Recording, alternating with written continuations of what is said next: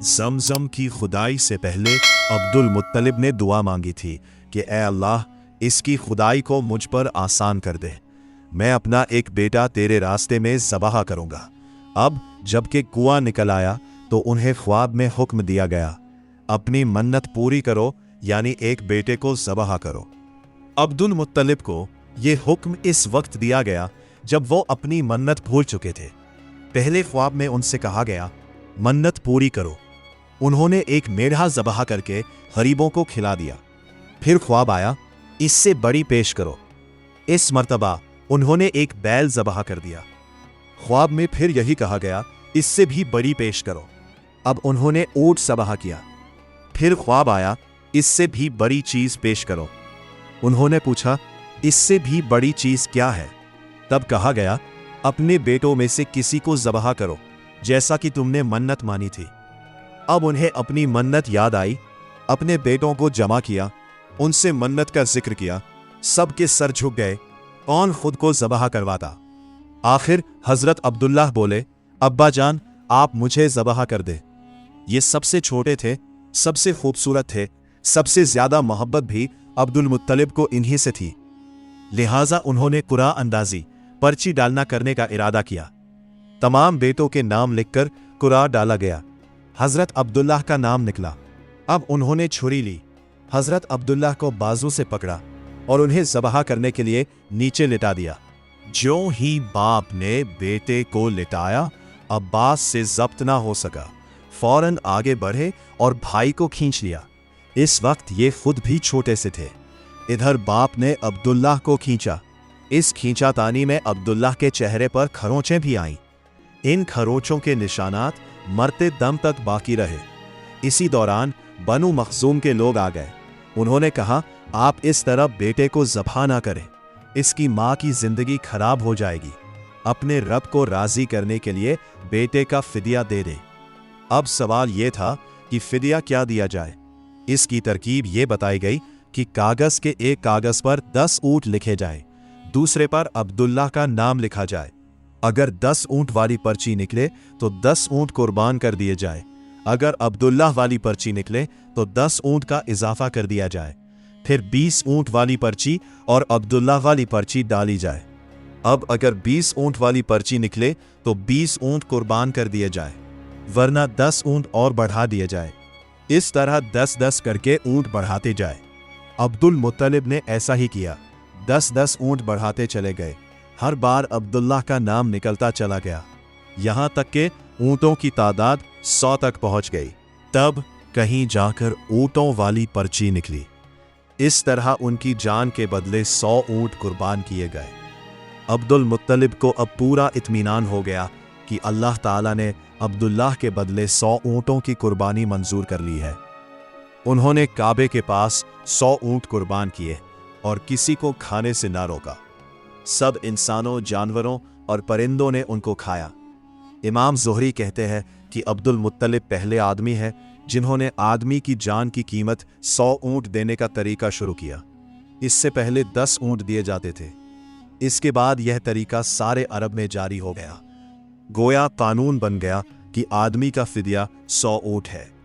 नबी करीम मोहम्मद सल्लल्लाहु अलैहि वसल्लम के सामने जब यह जिक्र आया तो आपने इस फिदिया की तस्दीक फरमाई, यानी फरमाया कि यह दुरुस्त है। और इसी बुनियाद पर नबी करीम मोहम्मद सल्लल्लाहु अलैहि वसल्लम फरमाते हैं, मैं 2 ज़बीहों यानी हज़रत इस्माईल अलैहिस्सलाम और हज़रत अब्दुल्लाह की औलाद हूँ। हज़रत अब्दुल्लाह कुरैश में सबसे ज़्यादा हसीन थे। उनका चेहरा रोशन सितारे की मानंद था। कुरैश की बहुत सी लड़कियां उनसे शादी करना चाहती थी, मगर हज़रत अब्दुल्लाह की हज़रत आमना से शादी हुई। हज़रत आमना वहब बिन अब्द मुनाफ बिन ज़ुहरा की बेटी थी। शादी के वक्त हज़रत अब्दुल्लाह की उम्र 18 साल थी। ये शादी के लिए अपने वालिद के साथ जा रहे थे। रास्ते में एक औरत काबा के पास बैठी नजर आई। ये औरत वर्का बिन नौफल की बहन थी। वर्का बिन नौफल कुरैश के एक बड़े आलिम थे। वर्का बिन नौफल से उनकी बहन ने सुन रखा था कि वक्त के आखिरी नबी का ज़हूर होने वाला है और उनकी निशानियों में से एक निशानी ये होगी कि उनके वालिद के चेहरे में नबुव्वत का नूर चमकता होगा। ज्यों ही उसने अब्दुल्लाह को देखा फौरन इसके जहन में ये बात आई। उसने सोचा, हो न हो ये वो शख्स है जो पैदा होने वाले नबी के बाप होंगे। चुनांचे उसने कहा, अगर तुम मुझसे शादी कर लो तो मैं बदले में तुम्हें उतने ही ऊंट दूंगी जितने तुम्हारी जान के बदले में ज़बह करे गए थे।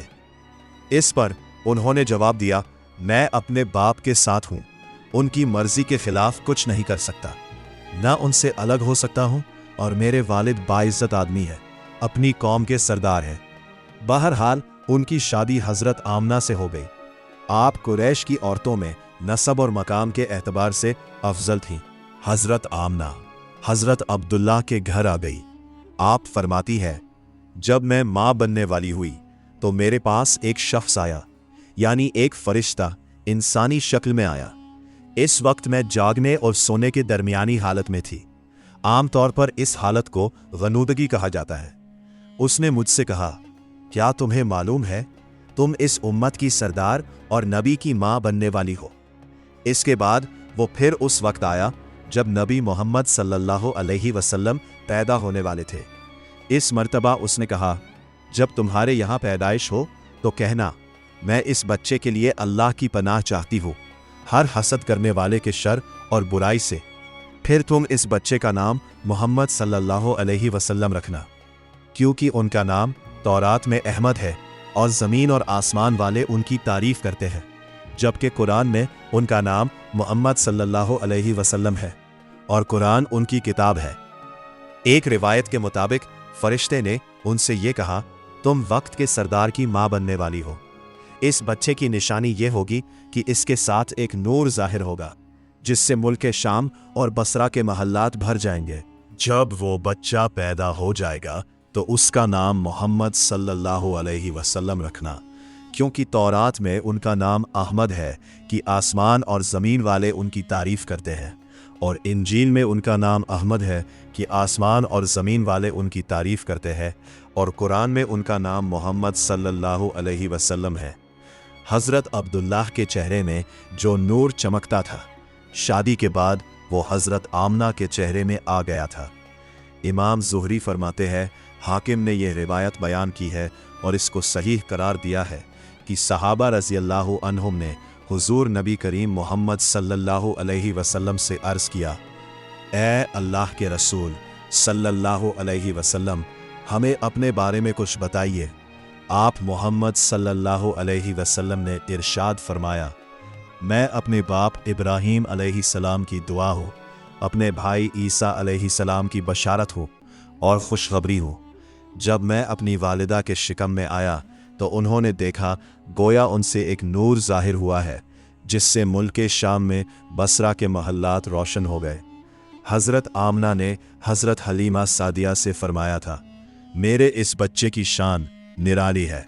ये मेरे पेट में थे तो मुझे कोई बोझ और थकान महसूस नहीं हुई।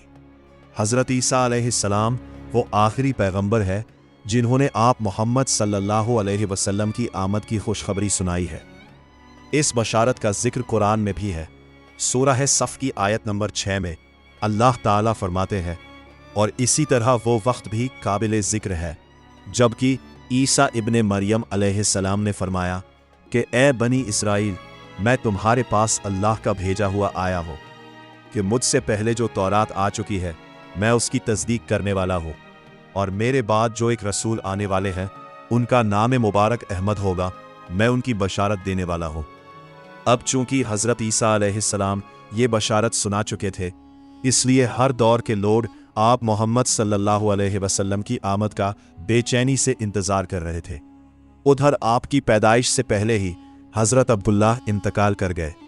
साबिका कुतुब में आपकी नबुव्वत की एक अलामत ये भी बताई गई है कि आपके वालिद का इंतकाल आपकी विलादत से पहले हो जाएगा। हज़रत अब्दुल्लाह एक तिजारती काफिले के साथ तिजारत के लिए गए थे। इस दौरान बीमार हो गए और कमज़ोर होकर वापस लौटे। काफिला मदीना मुनव्वरा से गुजरा तो हज़रत अब्दुल्लाह अपनी ननिहाल यानी बनु नज़्ज़ार के यहाँ ठहरे।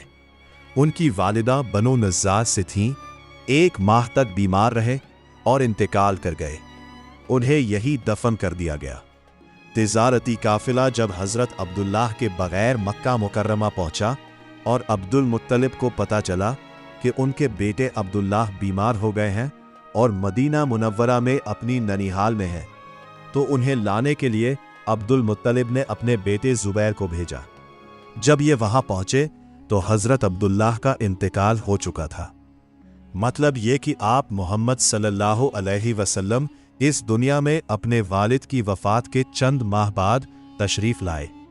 तो दोस्तों, ये था आबे ज़मज़म सीरीज का पार्ट 3, लेकिन बात यही खत्म नहीं होती। क्या आप जानते हैं कि वालिद के साए से महरूम इस यतीम बच्चे की आमद तो हो चुकी थी, लेकिन मक्का की तपती सरजमीन पर इस अनोखे बच्चे का स्वागत किस तरह होने वाला था और कैसे इस बच्चे के कदम पड़ते ही पूरी कायनात का नक्शा बदलने वाला था। जानने के लिए देखिए इस सीरीज का अगला पार्ट। और हाँ, वीडियो को लाइक करके शेयर जरूर करें और हमारे चैनल को सब्सक्राइब करना ना भूलें। अगर आपने इससे पहले के पार्ट अभी तक नहीं देखे हैं तो आप हमारी प्लेलिस्ट ज़मज़म की खुदाई सीरीज में जाकर देख सकते हैं। मिलते हैं अगली वीडियो में, तब तक के लिए अल्लाह हाफिज।